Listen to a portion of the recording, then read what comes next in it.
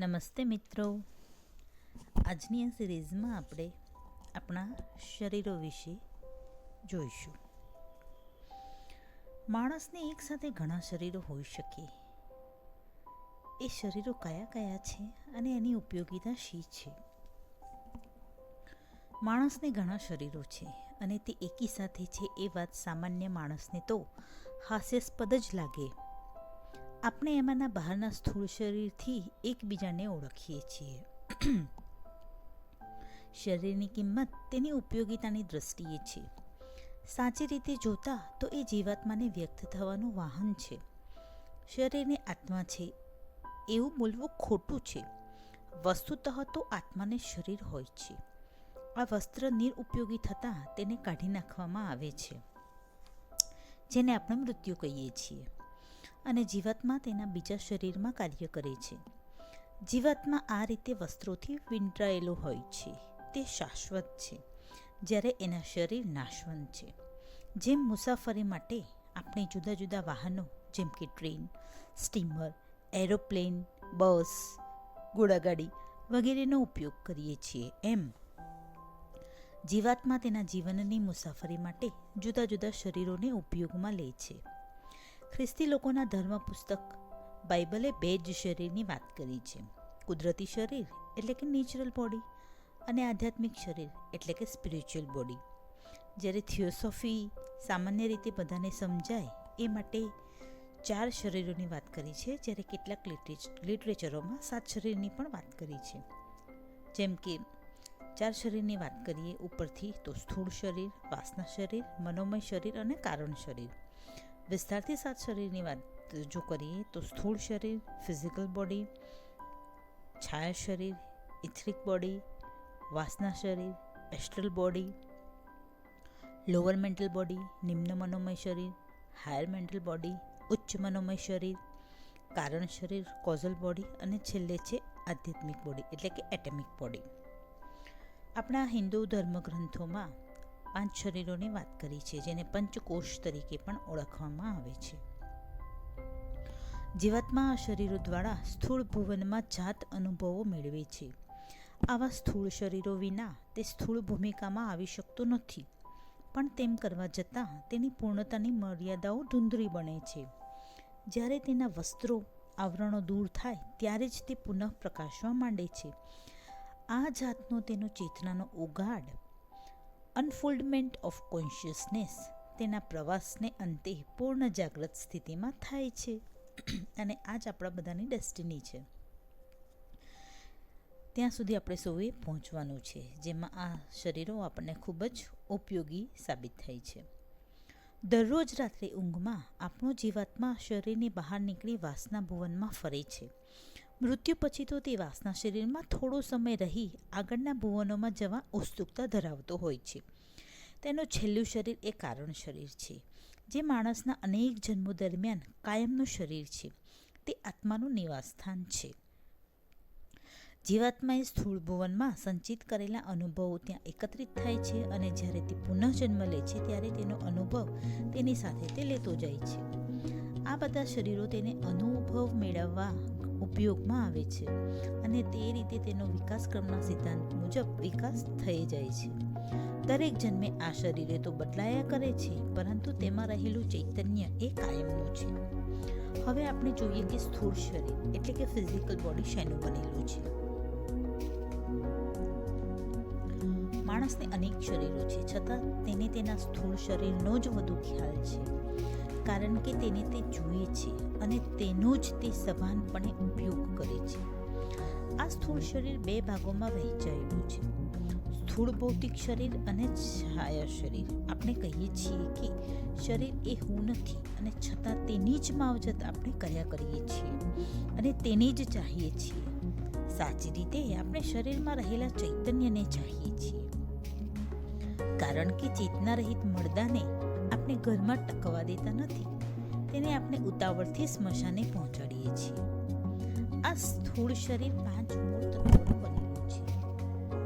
નીચેનું ભૌતિક શરીર ઘન, પ્રવાહી અને વાયુ તત્વોનું છે, જ્યારે તેના જેવું બીજું લિંગ શરીર એટલે કે છાયા શરીર ઈશ્વરીય તત્વોનું બનેલું છે. તે ઇથર 1, 2, 3, 4ની સૂક્ષ્મતામાં છે અને તેથી તે શરીર દેખાતું નથી અને છતાં તે સ્થૂળ શરીરની સાથે જ હોય છે. સ્થૂળ શરીરની કેટલીક શક્તિઓ જેવી કે હૃદયનું ધબકવું, આંખથી જોવું વગેરે જાતે જ કામ કરે છે. હઠયોગથી આપણે તેની અમુક ક્રિયાઓને કાબૂમાં લઈ શકીએ છીએ, પણ તેથી કંઈ માનવનો આધ્યાત્મિક વિકાસ થાય એવું નથી. બીજી શક્તિઓ જેવી કે ઈચ્છા, લાગણી, ઉર્મિ, વિચારો વગેરે આપણા કાબૂમાં છે. માણસ શરીરનો સ્વામી બની આ શક્તિઓનો વિવેકથી ઉપયોગ કરે છે એ જરૂરનું છે. શરીરની શક્તિનો ઉપયોગ અન્યને પીડા આપવામાં નથી, પણ શરીરનો ઉપયોગ નિર્બળનું રક્ષણ કરવા થવો જોઈએ. નિર્બળ ઉપર આધિપત્ય ભોગવી, ક્રૂરતા આચરવી કે સ્વાર્થી પ્રવૃત્તિઓમાં રચ્યા પચ્યા રહેવું એ નરી પશુતા છે. માણસની સાચી તાકાત એ તેના શરીરથી નથી પણ આત્માની છે. એ તાકાતથી વિજયી થવું એ અહિંસાની કલ્યાણ ભાવના છે. ગમે તેવા સાધનો અને પદાર્થથી બાંધેલું ઘર ગમે ત્યારે પડી જાય છે. એવી જ રીતે આપણું સ્થૂળ શરીર પણ સારા પદાર્થોથી બંધાયેલું ન હોય અને તેની સારી માવજત થઈ ન હોય તો તે વહેલું મૃત્યુ પામે. બજારમાંથી આપણે ખરીદી વખતે ઓર્ડર કરી માલ ખરીદીએ છીએ, એવી જ રીતે આપણે જીવાત્માએ ઓર્ડર કરી જીવાન વિકાસ માટે યોગ્ય શરીરો મેળવવા જોઈએ. એ શરીરને સારા વિચારો અને ઉત્તમ ઈચ્છાઓથી વિભૂષિત કરવું જોઈએ. હવે આપણે જોઈએ કે આ સ્થૂળ શરીરની જાળવણી કેવી રીતે કરવી. માનવનું સ્થૂળ શરીર પરિવર્તનશીલ છે, નાશવંત છે અને તેને અત્યારના આકાર અને રૂપ લાખો વર્ષના પ્રયોગો અને ફેરફારો પછી મળ્યા છે. તે રૂપ સારી રીતે વિકસે અને આત્માના ઉર્ધ પ્રવાસ દરમિયાન ઉપયોગી થઈ પડે એ માટે તેની પૂરતી સંભાળ લેવી જોઈએ. તેને પૂરતા પ્રમાણમાં ચોખ્ખી હવા, પૌષ્ટિક ખોરાક અને સ્વચ્છ પાણી તથા પ્રાણશક્તિ મળતા જ રહે એ જોવાનું કાર્ય માણસનું પોતાનું છે. આજના પ્રદૂષણથી ભરેલા વાતાવરણમાં આ બધું સહેલાઈથી ઉપલબ્ધ થતું નથી. છતાં જો માણસ ધારે તો વખતો વખત દૂર ગામડાઓમાં રહેવા જાય તો થોડે ઘણે અંશેથી પોતાની જાતને સહાય કરી શકે. જેમ લોહીના ભ્રમણમાં રૂકાવટ થતાં તેના હૃદયને આંચકો આવે છે, જેને આપણે હાર્ટ એટેક કહીએ છીએ, તેમ જીવનશક્તિની રક્તવાહિનીઓમાં થતા ભ્રમણમાં ખલેલ પહોંચે તો સ્થૂળ શરીરની અવિરત થતી ક્રિયાઓમાં વાંધો આવે છે. આ શક્તિ સૂર્યમાંથી આવી છે અને તે શરીરના બળોરના એટલે કે સ્પ્લીનના એક વિભાગમાં તેના અનેક વિભાજનો પછી પ્રવેશ પામી તે સ્થૂળ શરીર સાથે એકરૂપ થઈ જાય છે. આ એક મહત્વનું કેન્દ્ર છે જેને દિવ્ય ચક્ષુ સંશોધકો શોધીને આખી ક્રિયાને નિહાળે છે. માટે શરીરનું આરોગ્ય, પવિત્રતા અને પ્રસન્નતા તરફ આપણે સજાગ રહેવું જોઈએ. સ્થૂળ શરીરમાં માણસ થાકી જાય છે તો તેને આરામ આપવાની જરૂર છે, કારણ કે your body is your horse, take care of it. તમારું શરીર એ તમારો ઘોડો છે, તેની સંભાળ લેવી જોઈએ. વધુ પડતું કામ લેવાથી શરીર વહેલું ઘસાઈ જાય છે. વળી ખોરાકની બાબતમાં પણ તેને તીખા, તમતમતા અને તળેલા પદાર્થો વધુ પ્રમાણમાં આપી આપણે શરીરને માંદું પાડીએ છીએ. અખાદ્ય ખોરાક, માંસાદિક વગેરે આપી તેને એવી ટેવોમાં જકડીએ છીએ કે એ ન મળતા શરીર અકળાય છે અને બેચેની અનુભવે છે.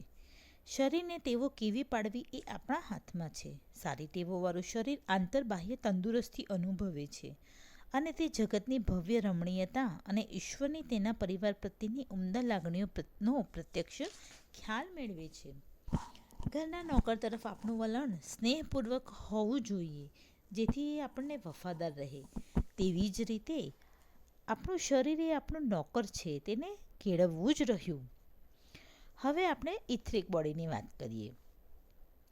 છાયા શરીર, ઇથરિક બોડી એ કેવા પ્રકારનું શરીર છે અને એનું સર્જન શા માટે થયું છે? સ્થૂળ શરીર સાથે બીજું એક શરીર સ્થૂળ તત્વોનું જ બનેલું છે, જેને છાયા શરીર કે ઇથરિક ડબલ કહેવાય છે. તેને પ્રાણમય કોષ પણ કહેવાય છે. તે સ્થૂળ શરીર જેવું જ છે અને તેનાથી જુદું પડતું નથી. તેનું પોતે એટલે કે એનું ટેક્સચર સ્થૂળ શરીર જેવું જ છે, એથી એને ઇથરિક ડબલ કહેવામાં આવે છે. સ્થૂળ શરીરના બે વિભાગો જીવનના ઉપરના સ્તરોમાં કામ કરી શકતા નથી. ઇથર તત્વોના 4 સૂક્ષ્મ અણુઓનું 1, 2, 3, 4 એ આ શરીર બનેલું છે. આ સ્થૂળ શરીરો નો ભાગ ઘણો ઉપયોગી છે. તેના દ્વારા સ્થૂળ શરીરને પ્રાણશક્તિ વાઇટાલિટી મળે છે સૂર્યમાંથી, અને જો તે ન મળે તો સ્થૂળ શરીર જીવંત ન રહી શકે. વળી એ દ્વારા જ વાસના ભુવનમાંથી સ્થૂળ શરીરમાં આંદોલનો મોકલી શકાય છે. આ આંદોલનો વિચારના અને લાગણીઓના છે.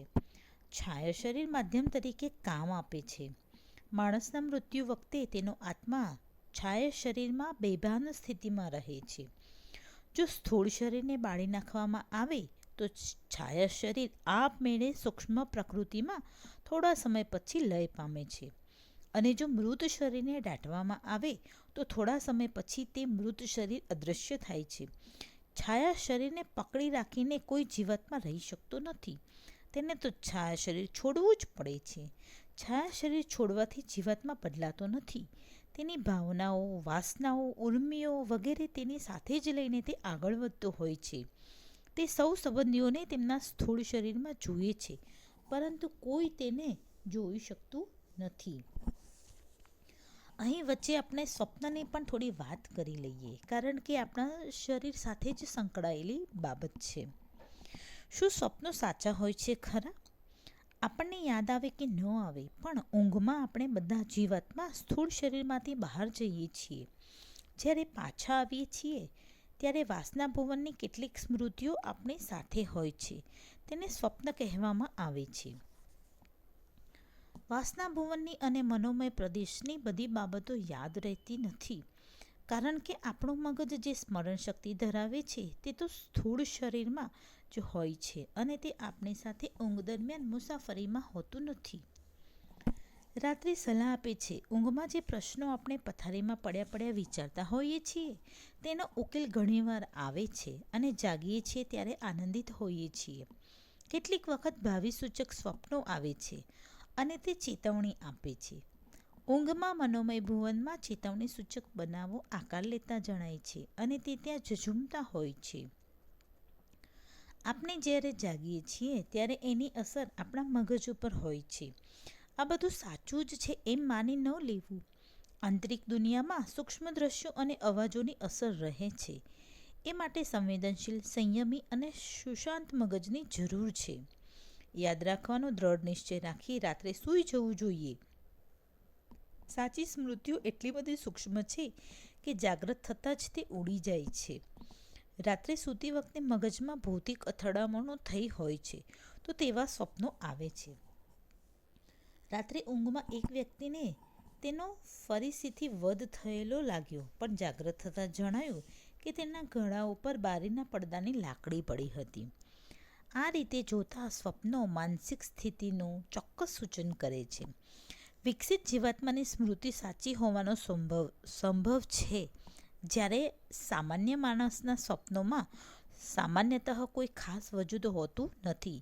તેના જે સ્વપ્નો છે એ મોટે ભાગે તેની અજાગૃત ઈચ્છાઓ, અજાગૃત લાગણીઓ, ઉર્મિઓનો એક ખેલ માત્ર હોય છે. આ શરીરની સાથે સાથે આપણે ભૂત સૃષ્ટિનો પણ અહીં વિચાર કરી લઈએ.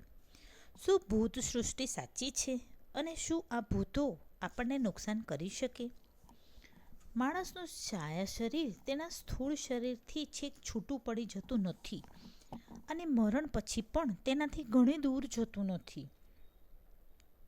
તે માણસના સ્થૂળ શરીર જેવું હોવાથી બિહામણી આકૃતિઓ ધારણ કરે છે અને વિચિત્ર રીતે વર્તતું હોય એમ લાગે છે. તેને સ્થૂળ શરીર નથી, તેથી તેની ક્રિયા શાંતિથી કોઈને ઉપદ્રવ કર્યા વિના થાય છે, પણ એમાં કોઈ આકાર કે ઢંગડાળો હોતો નથી. પરંતુ ક્યારેક માણસ તેને જોઈને એવો તો ડગાઈ જાય છે કે અહીં ભૂત છે એમ કહીને દોડાદોડ કરે છે. તે અચેતન છે, એટલે તેને પોતાને પણ કંઈ ખબર નથી. આ ભૂત એ બીજું કંઈ નહીં પણ ઇથરિક ડબલ અથવા છાયા શરીર છે, અને મિત્ર કે સગાના મરણ પછી તે નિર્બળ મનવાળા માણસોને દેખા દે છે. તેઓ તેને દેખીને બીએ છે. જેના મૃત શરીરો બાળવામાં આવે તેના છાયા શરીરો ત્વરાથી ઓગળી જાય છે. જ્યારે કોઈના મૃત્યુ પછી જો એના શરીરને દાટવામાં આવ્યું હોય તો તેમની કબર ઉપર 6 થી 18 ઇંચ ઉપર 36 કલાક સુધી આ છાયા શરીરો લટકતા રહે છે. આ વાયુ આકૃતિ છે. આ છાયા શરીર પછી ભમ્યા કરતું હોય છે. સ્મશાનમાં તેથી જ ભૂત રહે છે એવી માન્યતાઓ દ્રઢ થતી ગઈ છે. આ ભૂત ઝાંખા જાંબુડિયા રંગોના હોય છે. તે બોલી શકતા નથી અને તેને સ્થૂળ શરીર નથી. તેથી તે કોઈને હાનિ પહોંચાડે નહીં.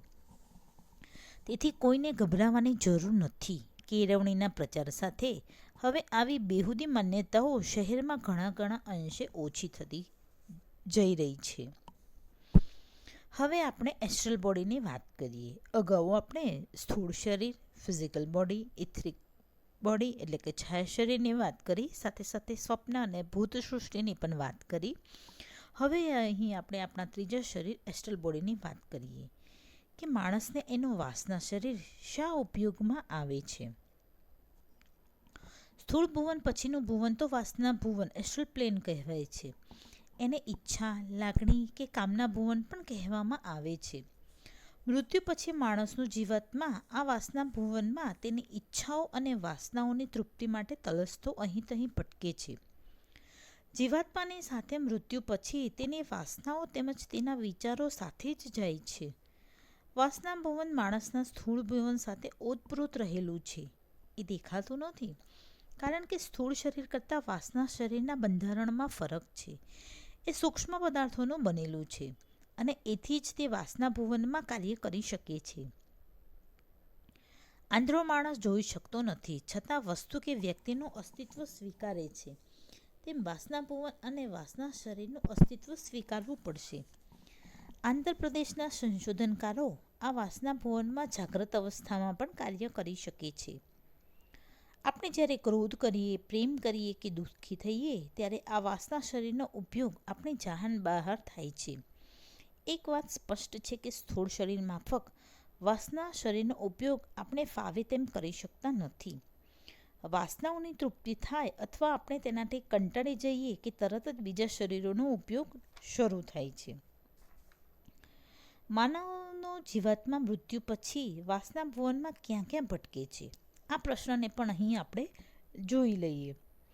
જ્યારે માણસ જીવતો હોય છે ત્યારે તે તેની ટેવ મુજબ જુગારી, દારૂડિયાઓ કે વ્યભિચારી વગેરે હોય છે. આ ટેવોમાં તે એવો ફસાયેલો હોય છે કે તેના વિના તે ચલાવી શકતો નથી. આ બધી વાસનાઓ તેના વાસના શરીરના તત્વો ઉપર પડે છે. તે ત્યાં વધારે તેજીલા બને છે. એનું વાસના શરીર દારૂના પીઠા કે જુગાર વગેરેના અડ્ડાઓની પાછળ ભમ્યા કરે છે. હવે આ વાસના શરીર કોઈ ભોગ ભોગવી શકતો નથી કારણ કે તેને સ્થૂળ શરીર નથી. આથી તે અહીં તહીં ભટકીને છેવટે થાકી જાય છે. આ સ્થાનમાં ભોગવવી પડતી યાતનાઓ ભયંકર હોય છે. તે ત્યાં ખૂબ રીબાય છે. આખરે વાસના ભુવનનો આ ભાગ છોડી દઈ જીવાત્માનું વાસના શરીર બીજી સ્થિતિમાં આવે છે. આ યાતનાના પ્રદેશને નર્કલોક પણ કહેવામાં આવે છે. એક એવી સ્થિતિ છે અને તે આપણા કર્મોને લીધે જ છે. ત્યાં જવું ન હોય અથવા એ સ્થિતિ ભોગવવી ન હોય તો માનવે જીવન દરમિયાન જીવનને સારી ટેવો પાડવી જોઈએ. બીજો પ્રશ્ન પણ અહીં આપણે લઈ લઈએ કે ઊંઘમાં અનુભવેલી ઘટનાઓ કેમ યાદ રહેતી નથી? આ પ્રશ્નનો જવાબ આપણા વાસના શરીર સાથે સંકળાયેલો છે. શરીર જ્યારે આરામ કરતું હોય છે ત્યારે વાસના શરીરમાં માણસનો જીવાત્મા હોય છે. આ શરીર હવામાં તરતું લાગે છે. જો માણસનો વિકાસ નોંધપાત્ર ન હોય તો તેનું વાસના શરીર આકાર વિનાનું હોય છે. ચેતનાના વાહન તરીકે એ કામ આપી શકતું નથી. ઊંઘમાં માણસના શરીરને જરા પણ ધક્કો લાગે તો એનું વાસના શરીર તરત જ તેમાં પ્રવેશ કરી લે છે. આ શરીરનો સંબંધ સ્થૂળ શરીર સાથે કપાઈ ગયેલો હોતો નથી પરંતુ એક સિલ્વર ધાગાથી એ જોડાયેલો રહે છે જેને સિલ્વર થ્રેડ અથવા તો ચમકતો રૂપેરી દોરો એવું નામ પણ અહીં આપણે આપી શકીએ છીએ. વાસના અથવા મન શરીરમાં અનુભવેલી વૈચારિક ઉર્મિઓ અને ઘટનાઓ સ્થૂળ શરીરનું બંધારણ ઘટ તત્વોનું હોવાથી તેમાં જઈ શકતી નથી. તેથી તેનું સ્મરણ સ્થૂળ દેહમાં થતું નથી. કોઈ વિકાસ પામેલ વ્યક્તિને આછું સ્મરણ રહે છે ખરું, પણ સામાન્ય માણસને કંઈ પણ યાદ આવતું નથી. ક્યારેક બનેલી ઘટના, સાચા કે ખોટા ભાવો માણસના મુખ ઉપર તે જાગ્રત થતાં જ જોવામાં આવે છે. રાત્રે સૂતી વખતે મૂંઝવતા પ્રશ્નોનો ઉકેલ તેઓને સવારમાં મળી ગયો હોય છે, એવું પણ કહેવામાં આવે છે. આ બતાવે છે કે વ્યક્તિનું ઈચ્છા શરીર સારી રીતે કામ આપી રહ્યું હોય છે. આ ઉપરાંત બનાવોને યાદ કરનાર તો માણસનું મગજ છે, તે દ્વારા બધું સ્મરણમાં આવે છે. માણસનું જીવાત્મા જ્યારે વાસના ભૂમિકામાં ભ્રમણ કરતો હોય ત્યારે એ સ્થૂળ મગજ તેની સાથે હોતું નથી. તેથી તે સ્મરણની ક્રમશઃ નોંધ રાખી શકે નહીં. બીજો પ્રશ્ન અહીં આપણે લઈએ કે વાસના શરીરની કેળવણી સ્થૂળ જગતમાં કેવી રીતે ઉપયોગી બની શકે. આપણે આપણા સ્થૂળ શરીરનો જે રીતે ઉપયોગ કરીએ છીએ તે રીતે વાસના શરીરનો ઉપયોગ કરી શકતા નથી, કારણ કે આપણે તે સંબંધનું જ્ઞાન નથી. આવું હોવા છતાં એ દિશામાં હાલ જાણકારી વધી રહી છે અને તેનો સદુપયોગ કેટલાક કરી રહ્યા છે. કોઈ હિંસક બનાવ બનતો હોય અને આપણે એકાએક ક્ષુબ્ધ બનીએ છીએ. યુદ્ધો, પશુવધ, નિર્બળ મનુષ્યો અને સ્ત્રીઓની હેરાનગતિ, શિકાર વગેરે બનાવો બનતા જોઈ જાણીને આપણે અશાંત બનીએ છીએ. મૂંગા પશુઓનો વધ અટકાવવા પ્રાણી કલ્યાણના કેન્દ્રો અને જીવદયાના કેન્દ્રો વગેરે સંસ્થાઓના કાર્યો ખરેખર પ્રશંસનીય છે. માનવ બલિ પશુવધ સાથે આજે વિશાળ લોકમત જાગૃત થયો છે અને સરકારે પણ પશુવધને બંધ કરવાની દિશામાં કાનૂન દ્વારા પગલાં ભર્યા છે. યુદ્ધોથી કોઈ સંગીન હિતકારક પરિણામ આવતું નથી. એ મહાસમ્રાટ અશોકે કલિંગ દેશના આક્રમણ પછી અનેક નિર્દોષોના જાનમાલનો વિનાશ વેરીને જોયું. આજે પણ તે એટલું જ સાચું છે. સંયુક્ત રાષ્ટ્રસંઘ અને અનેક સંસ્થાઓ આવા વિનાશકારી યુદ્ધો અટકાવવા આજે પ્રયત્ન કરી રહ્યા છે. આ બધું સાબિત કરે છે કે માનવ એના વાસના શરીરને સમજવા લાગ્યો છે અને તે બેકાબૂ બને તો જગત કેટલું ખેદાન મેદાન થશે તેની એને માહિતી છે. આંતરજીવનમાં જોઈએ તો માનવનો ક્રોધ, ઈર્ષ્યા અદેખાઈથી વિપરીત પરિણામ લાવે છે અને પ્રેમ, સદ્ભાવ, સહાનુભૂતિ વગેરેથી વિશ્વ સાથે મૈત્રી કેળવી શકાય છે. વાસના શરીરને એ રીતે કેળવવું જોઈએ કે જેથી માનવ પોતાને તેમજ અન્યને ઉપયોગ થઈ શકે.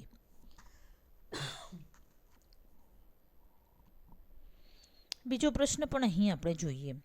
માણસની પ્રસન્નતા અને વિકૃતિઓ વાસના ભુવનના રંગો દ્વારા કેવી રીતે ઉપસે છે?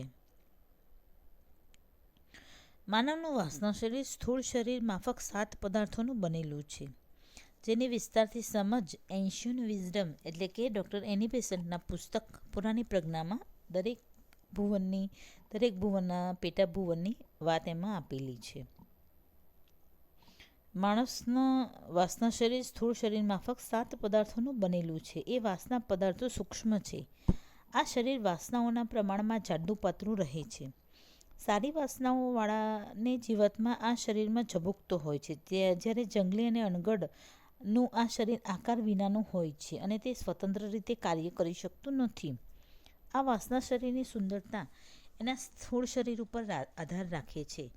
આવી જ રીતે તેના મનોમય શરીરના પ્રત્યાઘાતો પણ તેના ઉપર પડે છે. આ વાસના શરીર વ્યક્તિની કામના, ઈચ્છાઓનું વાહન છે. એમાં જુદી જુદી વાસનાઓ, ઈચ્છાઓ અને રંગના ઝબકારા થાય છે.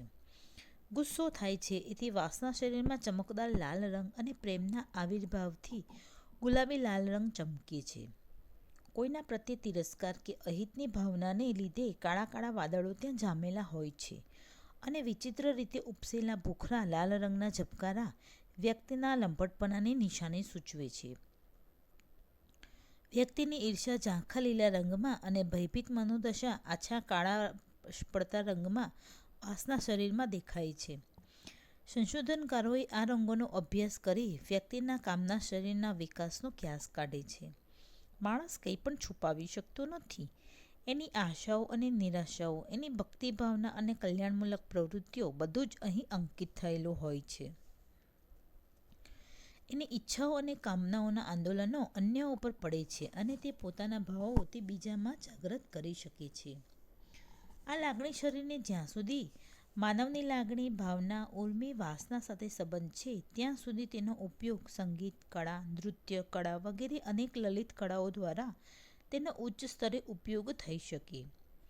કેવળ શરીર સુખની વાસનાઓનું રૂપાંતર કરીને તેને યોગ્ય ચોક આપવો જોઈએ. સંગીતની સાધના દ્વારા દર્દીઓના દર્દ અને માનવ જીવનની નિરાશાઓને નિયંત્રણમાં લઈ શકાય છે.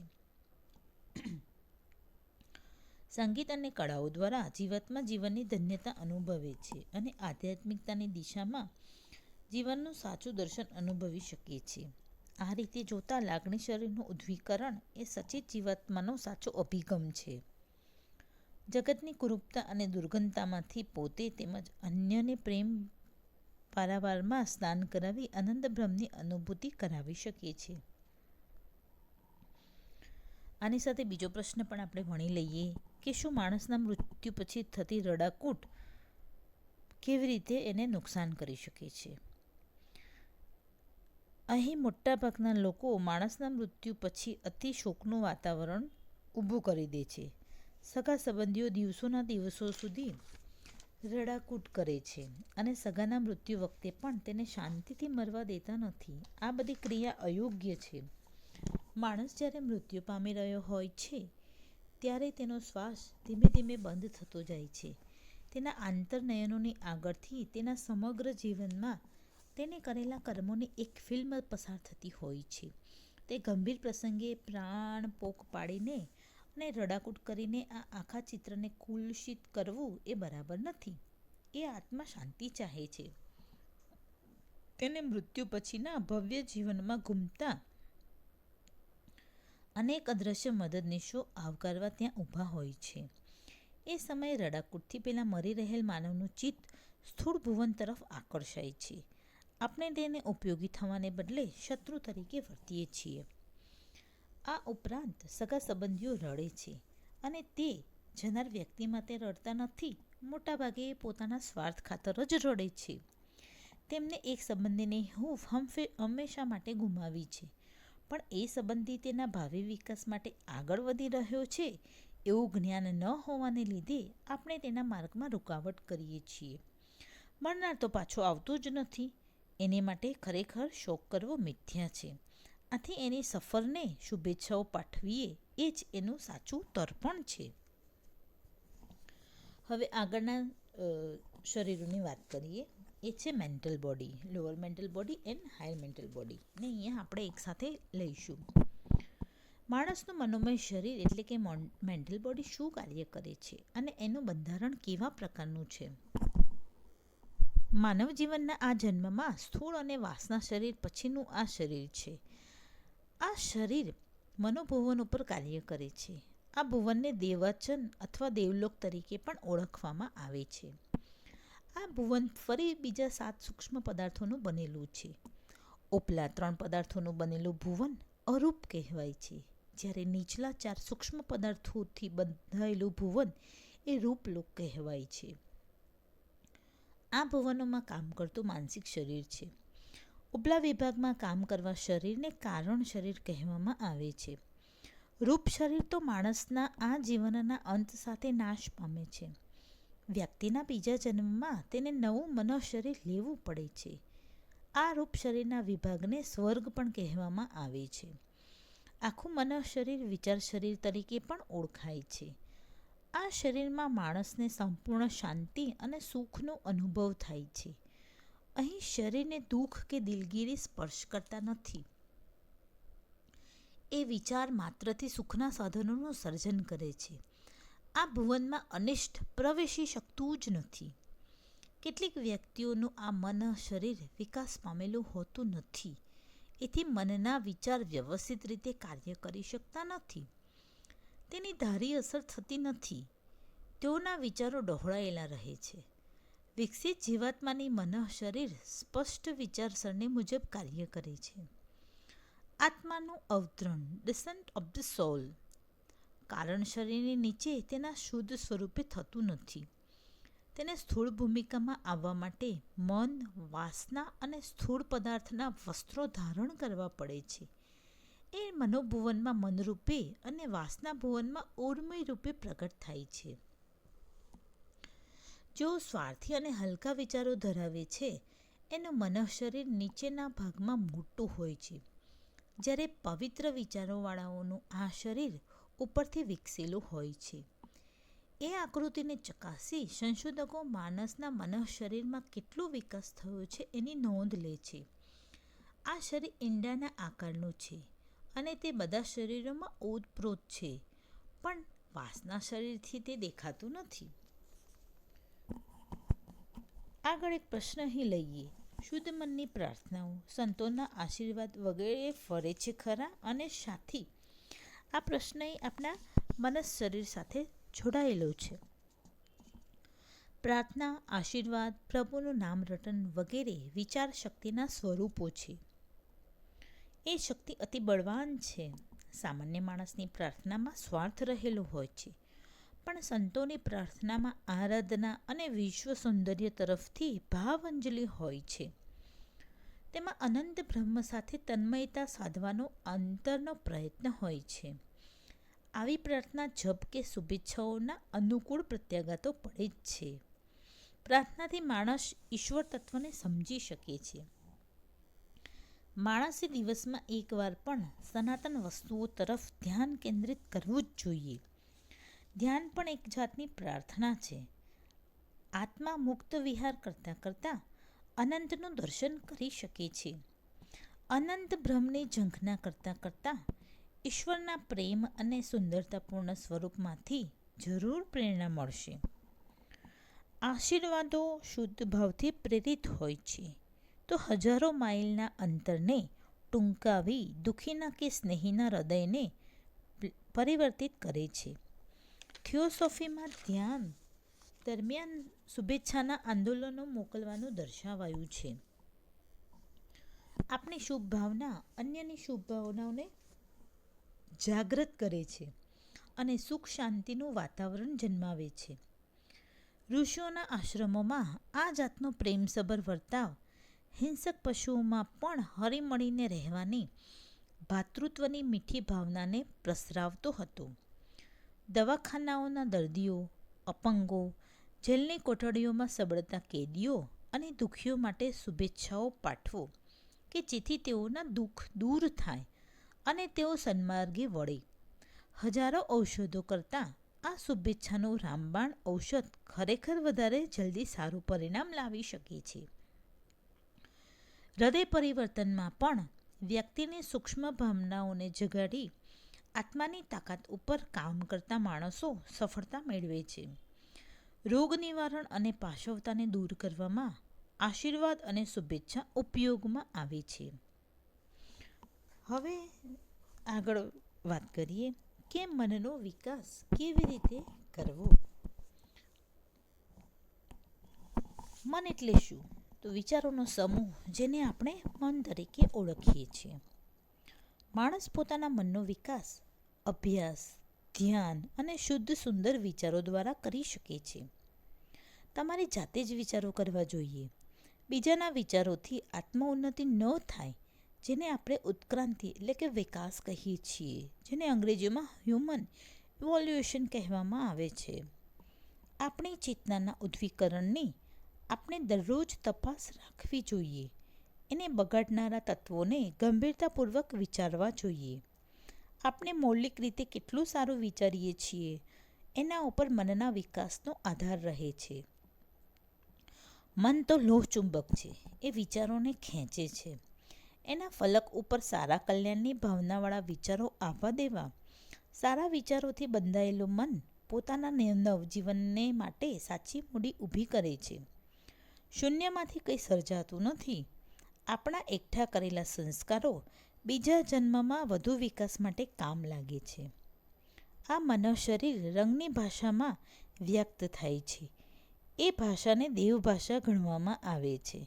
આ રંગો બહારના નથી, સભાન બનતી ચેતના, વોકિંગ કોન્શિયસનેસ કહે છે.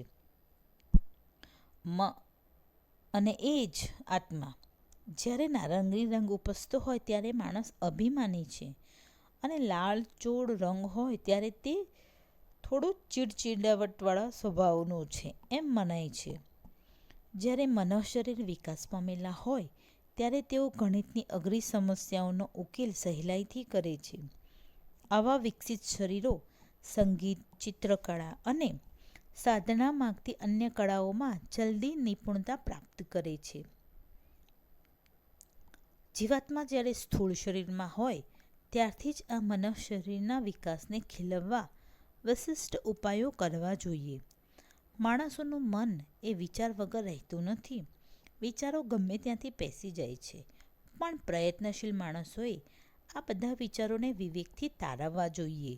જેઓને આ સફળતા મળે તો તેઓ સ્વર્ગભૂમિના અધિકારી બને છે, કારણ કે સ્વર્ગ અને નર્ક એ આપણા મનની કલ્પના છે અને એ અહીં જ છે. તો આપણા મનના વિકાસ કરવા માટે ધ્યાન પણ એક અગત્યની કુંજી છે. હવે આપણે છેલ્લા શરીર એટલે કે કારણ શરીરની વાત કરીએ, જેને આપણે છઠ્ઠું શરીર કોઝલ બોડી પણ કહીશું. માનવના આત્માનું આ ઘર છે એવું કહી શકાય. જન્મ જન્માંતરના આ પૃથ્વી ઉપર આપણે જે જન્મો લીધા છે, મિનરલ કિંગડમમાંથી પ્લાન્ટ કિંગડમમાંથી એનિમલ કિંગડમમાંથી હ્યુમન કિંગડમ, તો એ બધા જ સંસ્કારો અને અનુભવો એ આ કોઝલ બોડીમાં સંગ્રહેલા છે. ઈશ્વરની દિવ્ય શક્તિ ત્યાં સુધી નીચે ઉતરે છે અને પછી એ મન, ઈચ્છા અને સ્થૂળ શરીરમાં પ્રગટે છે. એક જન્મમાં માણસે જે સારી માઠી શક્તિઓ વિકસાવી હોય એનો નિચોડ સાર આ શરીરમાં વિચાર શરીરના નાશ પછી સંગ્રહિત થાય છે, અને એ સંપત્તિ બીજા જન્મમાં જીવાત્મા સાથે લેતો જાય છે. તેથી જ જન્મ વખતે કેટલાક બાળકો અતિ કુશાગ્ર બુદ્ધિવાળા હોય છે, તો કેટલાક ઠોઠ હોય છે. કેટલાકનો વિકાસ સંસ્કારી જણાય છે, તો બીજા અનિષ્ટ કૃત્યો તરફ આકર્ષાય છે. આ કારણ શરીર આપણા અનેક જન્મોમાં કાયમ રહે છે. જ્યારે આપણા સ્થૂળ શરીર, છાયા શરીર, આપણા માનસિક શરીર, આપણા એસ્ટલ શરીરોનો એ દરેક મૃત્યુની સાથે ધીમે ધીમે નાશ થાય છે. આપણે આમાંથી બહાર ક્યાંય જવાનું નથી, પણ આપણી ચેતનામાં પરિવર્તન લાવવાનું હોય છે. આ ઈંડાના આકારના શરીરમાં પ્રાણી જીવન અને માનવ જીવનના અનુભવના બધા જ સંસ્કારો એકત્ર થયા હોય છે. દરેક જીવનના અંતે એમાં કંઈક નવે ઉમેરાય છે અને તે રંગો દ્વારા વ્યક્ત થાય છે. આ શરીરને કોઝલ બોડી કહેવાય છે, કારણ કે આપણા ભાવિ જીવનના કાર્યો, વિચારો, ઈચ્છાઓ અને સંજોગોના કારણો એમાં રહેલા હોય છે. જુદા જુદા વિકાસ પામેલા માણસોના કારણ શરીરોના આકાર જુદા જુદા હોય છે. જંગલી માણસનું આ શરીર છેક ખાલી હોય છે. કારણ શરીરથી આગળ જઈ આત્મા પોતાનો દૈવી વિકાસ સાધે છે. તેને અનેક ભુવનોમાંથી આ માટે પસાર થવું પડે છે, અને આ સંબંધી ઘણા સંશોધનો થયા છે અને હજી થઈ રહ્યા છે. અને છેલ્લું જે 7મું બોડી છે, એટમિક બોડી, તો જ્યારે આપણો વિકાસ એ કોઝલ બોડી સુધી થઈ જાય છે, એના પછી ઓટોમેટિક મ્યુટેશન જમ્પ આપણે લગાવીએ છીએ અને 7મા શરીરમાં આપણે ઈશ્વરના અંશ, જેને આપણે આત્મા અંશ કહીએ છીએ, એ આત્માની અનુભૂતિ આપણે કરી શકીએ છીએ. અને જ્યારે 7 શરીરોથી બહાર જ્યારે આપણી ચેતનાનો અંશ પ્રવેશે છે લિમિટલેસ કોન્શિયસનેસમાં, ત્યારે આપણે યુનિટી ઓફ લાઈફનો અનુભવ કરીએ છીએ. લિમિટેડ કોન્શિયસનેસમાંથી સુપર કોન્શિયસનેસમાં આપણે પ્રવેશ કરીએ છીએ. આપણી ચેતના ત્યાં સુધી પ્રવેશ થાય છે. પણ આ માટે આપણે ઘણો બધો વિકાસ આપણે કરવો જોઈએ. તો અહીં આપણે થિયોસોફિકલ સોસાયટીનું જે લિટરેચર છે એ લિટરેચરનું વાંચન, એનો અભ્યાસ, જે અભ્યાસ કર્યો છે એને બીજાના મદદરૂપ કરી શકો એ માટે સેવા અને ધ્યાન, SMS, સ્ટડી, અભ્યાસ, સર્વિસ, સેવા અને એમ એટલે કે ધ્યાન, મેડિટેશન, એ આ 3 ટૂલ્સ આપણને અહીં ખૂબ જ ઉપયોગી થાય છે. ખૂબ ખૂબ ધન્યવાદ.